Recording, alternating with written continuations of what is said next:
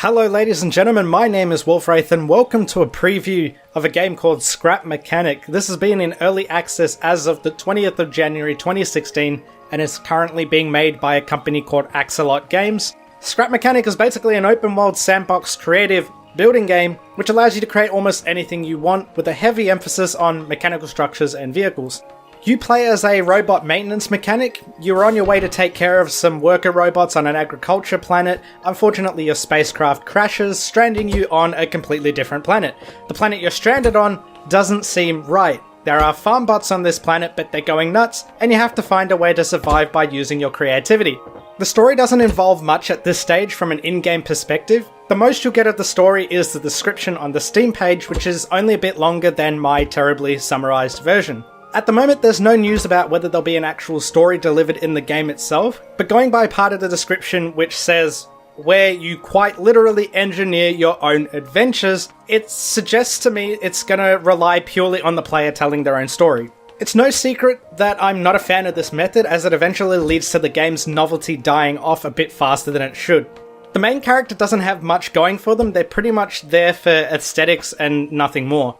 I like the concept of the story despite it being a bit basic and cliche, but the developers kind of play on that a bit. If you read the description in Steam, you'll see what I mean. Fortunately, the story isn't the core of the game, so it's kind of easy to overlook this. It does seem like the story they do have now has been incorporated into the game so far. The thing to note here is that I don't think the lack of story will hinder the experience, since the game's core is about the players being creative. The game offers a few features, including a creative mode which allows an unlimited amount of parts to be used, a choice of the terrain you build on, and no damage or death to worry about. There's the ability to pick your gender. Don't ask me, it's listed as a feature. There's over 100 parts to use, some with unique shapes and sizes, while giving you the power to create almost anything you want. There's interactive parts which let you add motion to your creations. Some of these include gas engines, electric engines, thrusters, sensors, buttons, and more. There's a handbook which is basically a guide you can access in-game at any time. There's a connect tool which lets you connect certain parts together. There's a lift which lets you build creations on it and elevate them. This comes in handy when building vehicles. There's a sledgehammer which lets you whack parts and watch them fly around. You can also play either single player or multiplayer as well. There's also Steam Workshop support, which allows you to download other player creations, whether it's a building, vehicle, or uniquely created parts like pistons. As far as I can tell, they've delivered on all these features, so I have nothing negative to say here. My experience with the game so far has been mostly addictive. I've clocked in about 13 hours, and a damn good portion of that time was spent working on my vehicle. The addictive part comes from wanting to improve my own designs. I was literally building vehicles, taking them apart to find a lighter block to reduce weight while increasing speed, or finding ways to add better suspension to stabilize it when going off-road. There was a point where I was finding ways to allow me to get into the driver's seat after I realized I had created a monster truck by accident. It kind of makes me wonder how engineers and scientists must have felt in less developed times. Despite the addictive nature, I found that there isn't much to do. There's nothing much to explore, and the creative mode's map was limited in size. There is currently only one game mode, which is a bit of a bummer, but it gives you a chance to mess around and get a proper feel of the game. Hopefully the survival mode they're working on adds a bit more diversity. In regards to the Steam Workshop, you do need to be careful. Some player creations are very complex and seem to cause lag, while other creations might require a bit of an understanding to use. There was one situation where I downloaded a player-created rocket. Problem was, I accidentally shot the rocket into the atmosphere and it stayed there for good. I tried to fly up there in another rocket to get it down. Unfortunately, when I hopped out to quickly switch off the other rocket, I wasn't fast enough, so I ended up with 2 rockets stuck up there. Now you'd think this would be enough to stop me there, but it wasn't. I tried a third time, but only ended up repeating the same mistake. Naturally, this eventually caused my frame rate to drop by more than 100 frames, and eventually the game lagged so much I ended up having to start an entirely new world. What I found to be a really nice touch was the handbook. You could either jump right in and figure out everything on your own with no tutorials, or you could conveniently bring up the handbook at any time to learn things on the go. The only major issue I can say for the general gameplay is that pausing the game doesn't actually pause. Overall, I found the gameplay was fun, especially when your creations don't work as intended, because it's a combination of a learning experience and at times complete chaos. However, this can equally be tedious if you're spending too long on creations that should work.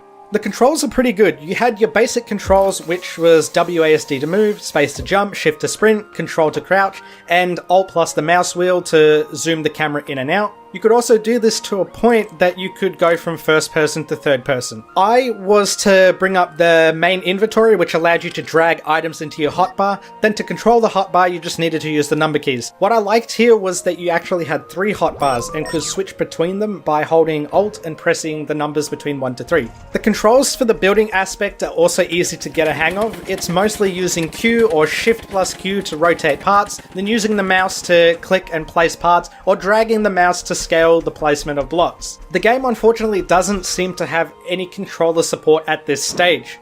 The building and creation mechanics are really good so far. I found it wasn't too complex, but not necessarily too simple either. Despite having the handbook available at all times, they've still left a lot of mystery and discovery open in the game. It requires a bit of thinking, but I'd say not in a bad way. It really depends on what you want to make. The level of creativity is pretty much limited to the individual player, barring the natural limitations the game has anyways, so your imagination can unfortunately be limited by the game as well. The things you can create and the ways you can do it are astounding. I'm not very smart when it comes to engineering or solving mechanical problems, but I'm not entirely horrible either. That said, I do find myself having to look up guides on how to create specific things. While I might not have been able to experience a high level of creativity, I've seen some amazing stuff created by other players. Some people have created houses that fold up into a vehicle, some people replicated the AT-AT walkers from Star Wars, and some people even figured out how to make helicopters and so on. There's naturally your basic parts for building things that are non-mechanical, and since they're simple, I won't discuss them much. The most notable parts are the mechanical ones. This includes bearings, which can rotate at different angles, connect a bearing to a driver's seat and you can control which way it turns. Unfortunately, there is a limited turning angle here. Connect some wheels to the bearings, then to an engine and you can power them. Start chaining bearings together and you can even create pistons. Then the controller part lets you turn the bearings at even higher angles. You even have logic gates, which starts to get more into the engineering side of things. The possibilities are almost endless. Other notable features of the building mechanics is the ability to duplicate creations which are placed on the lift. You can save them and reload them later on as many times as you like. You can also paint pretty much every part. Unfortunately, you're limited with the color selection. It would have been nice to have a wider selection, or maybe even a color swatch which lets you adjust hues, brightness and saturation. I'd also like if you could paint by selecting multiple parts instead of individual ones. This can make painting a bit tedious for large vehicles or creations. Fortunately, you can paint multiple blocks at a time, so painting structures is less tedious. Regardless, it was a really nice feature to be able to paint things freely and made it easier to be more creative with your designs. There are some issues with the building and creation though. I've noticed at times it requires a bit of finessing to get parts and blocks to be placed properly. Objects are locked so they only rotate at 90-degree angles. You can put them on a bearing and modify the angle with the controller, but when you remove the bearing, it becomes a loose object. I tried this when creating a concrete slab for a house, and unfortunately the more blocks I added to the house, the more weight it added, and it literally caused the slab to tilt on an angle. It would have been nice if there was a way to rotate fixed objects at 360-degree angles. There are times where you'll find yourself accidentally deleting blocks more often than you should, and other times when you're actively trying to delete them, it requires the crosshair being in a very specific position. Move it even a centimeter off the last block you're deleting and it fails to delete them. A better option would have been a way to actively cancel the delete function when you initiate it. One feature that's not an issue but something that's missing is the ability to terraform the terrain. It would be nice if you could flatten the land to allow better symmetry. The only other issue I have with the building and creation is what I would consider inconsistent physics. You'd think adding large propellers to a plane or helicopter would allow it to fly, but unfortunately it doesn't. I could be doing it wrong, but I haven't seen anyone else pull it off this way as of yet. That said, I do like that they have taken mass and weight into consideration. The game has other mechanics like driving and flying. The odd thing here is that these actually do depend a bit on how you create the vehicles. What I mean is the driving can potentially be horrid if you design a basic vehicle with no suspension. Go off-road and you'll find it difficult to move around. Don't distribute weight properly and you'll find your car easier to flip in certain directions. For flying, while it does depend on the creativity, I would actually classify it as limited and too complex. I tried making a helicopter and thought it'd be as simple as placing a large blade at the top of a pole and making it spin. Unfortunately, that's not the case. One player had made a functioning helicopter, but the major downside is that it can't completely be controlled by WASD. It requires buttons and switches that can only be activated via the number keys. I think the developers will need to work on reducing the complexity of flying vehicles, otherwise it will get too tedious. Navigating the environment is fairly easy, but again dependent on how you create vehicles. The creation mode level is small but big enough that you won't want to run to your destination, so a vehicle is kind of necessary. At this stage there are no enemies in the game for me to comment on. Hopefully the survival mode fixes that. Given that I've only been able to play creation mode, the thing I'm enjoying the most about the game is just creating things. I love being able to put things together, messing around with parts and seeing what part does what and how one part affects another. I'm currently in the process of building a house with fully functioning doors, including sliding doors. I might even add opening and closing windows at some point. It's just fun being able to see what I can create and how diverse I can go. There's also a lot of trial and error, but the thing that stands out the most is the learning experience. Funnily enough, it has a realistic element to it that probably might even come in handy in real-life applications. Despite this, don't expect to learn how to become an engineer or anything just by playing this game. It's in no way on the same level as a simulator, which is an extremely good thing. The visuals are really nice. They make you feel relaxed and suit the game. There isn't a tremendous level of detail, but for the type of game it is, there's enough. I like the art style, it's nice, smooth, and simple, all without sacrificing aesthetics. The cartoony look adds to the relaxing vibe of the game. I'm also liking that the blocks aren't abnormally large, they're a reasonable size, so things don't look overly disproportionate or chunky. The heads-up display is extremely simple. In fact, it's non-existent for the most part. At most, all you'll see is your hotbar until you bring up your inventory. I do have two issues to note though. When it comes to vehicles, you can connect buttons and switches that you can interact with using the hotbar. I'd have liked it if you could label the buttons and then when you hop in the vehicle, each button has the label above it in the hotbar. Second issue I have is with the object placement. When placing an object down, you can see a transparent 3D version of it. At times, it's actually hard to tell which direction the object is facing in, so you have to place it down, remove it, and rotate it again to get it in the right position you want. The performance of the game is actually very good at this stage. I'm getting around 200 frames from what I notice, with very little or noticeable dips. Given the age of the game and the fact I'm running it on a 980 Ti, I expected nothing less than a stable frame rate between 30 to 50 frames, but this is optimized more than enough at this stage. However, that does change when you make the mistake of sending 3 functioning rocket ships into space, because they don't despawn, as I found out the hard way. I think a good idea for the developers would be to implement something that lets you see all the objects you've generated either via the lift or some other menu, and allow you to delete them even if they're not within reach. This could help for such occasions where too many items were generated or launched somewhere into the game world that could contribute to lag.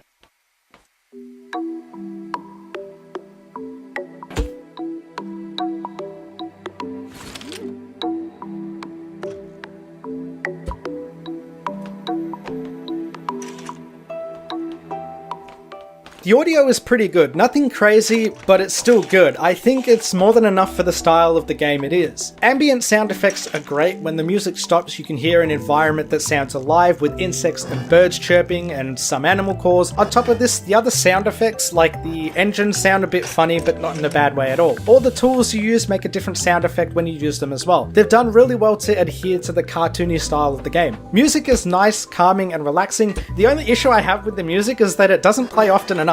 It leaves you with the ambience longer than expected or desired. The menu is good given the type of game that it is. You have your core menu, which consists of load game, new game, character, which only lets you switch genders at this stage, your options menu, and the exit option. The options menu is pretty diverse and consists of the following. You've got your controls, which lets you change every key binding. You've got the audio, which lets you change the master volume, ambient volume, music volume, sound effects volume, and even the graphical user interface volume. So there's a good amount of audio options to play with here. The graphics section lets you change a pretty good variety of options, some of which include shadow resolution, shadow quality, depth of field, bloom effect, particles, texture quality, foliage density, and more. I honestly didn't expect this many options in the graphics section, but more is better. The display section lets you change things such as the field of view, which is maxed out at 90, display mode, vehicle camera mode, and more. Needless to say, I have no issues with the game menu at this stage. Now, before I go on to conclude this video, if you're interested in grabbing the game, it's currently $20 US on Steam or via the developer's official website. Like I said, I've gotten about 13 hours out of it, so suffice it to say the game is worth following to monitor its progress at the very least. I'd even go as far as saying it's worth grabbing if you're into these types of games. But if you're the type of person who gets bored easily from sandbox games that lack direction, I would highly recommend waiting for the survival mode update, which is likely to add more diversity and depth to the game, especially in multiplayer. Links will be in the description if you'd like more information about this game. I'd like to thank Axolot Games for working on this title. You're doing a great job and hopefully keep it up. I'd also like to thank each and every one of you for watching the video this far. I really do appreciate it. Now moving on, I would say the developers are updating this game reasonably well. Looking through the update history on Steam, the developers haven't gone silent at all. Since day one, nearly every month or so, they've had a patch, or at the very least an update on what they're doing. This is a good sign. If a developer can't manage to release patches, at the very least, keeping up with communication is vital, and it lets us know what's being worked on and what to expect. More importantly, it lets those of us who bought the game know it hasn't been abandoned. In its current state, I would describe Scrap Mechanic as a game that lacks content but makes up for it with an abundance of creations that you can download, as well as how creative it lets you be. It can only and should get better from here. I've already seen in the trailers that it's possible for players to create levels that require platforming and avoiding obstacles. I can only hope that developers allow players to expand on that and even allow them to create mini game modes. If this becomes the case, then the novelty of the game is likely to last significantly longer. There's even potential for it to never end if the community grows large enough. Scrap Mechanic doesn't necessarily do a whole lot different from other building and creation games. If anything, it seems to take a lot from those other games and improve on them, even in its alpha state. But what makes it stand out, at least to myself, is how creative it allows you to be, albeit within your own creative limitations. It does all of this without compromising simplicity, mystery, discovery, or fun.